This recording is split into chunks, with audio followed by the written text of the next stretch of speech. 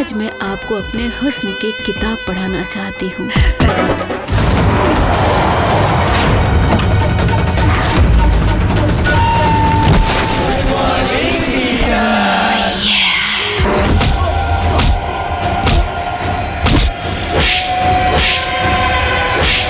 नमस्कार दोस्तों, स्वागत करते हैं एक और नई वीडियो में। भोजपुरी इंडस्ट्री की एक और बेहतरीन फिल्म के ट्रेलर को रिलीज कर दिया गया है, जिस फिल्म के नाम है कहानी। और कहानी फिल्म के स्टार कास्ट में आप सभी को नज़र आने वाले हैं यश कुमार, शिविका दीवान और रोहित सिंह मठरू और अनारा गुप्ता जैसे बहुत सारे दिग्गज कलाकार इस फिल्म में काम किए हैं।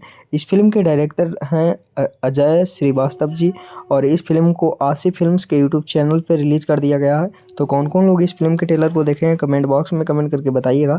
अगर अभी तक इस फिल्म के ट्रेलर को नहीं देखे हैं तो एक बार आशी फिल्म्स के यूट्यूब चैनल पे जाइए और ट्रेलर को देखिए। बहुत ही शानदार ट्रेलर दिखाया गया है और इस फिल्म की कहानी नया नहीं है। इस फिल्म की कहानी बहुत सारे फिल्मों में देखे होंगे, लेकिन फिल्म बहुत ही ज़्यादा मज़ेदार है और कुछ अलग दिखाने की कोशिश किया गया है।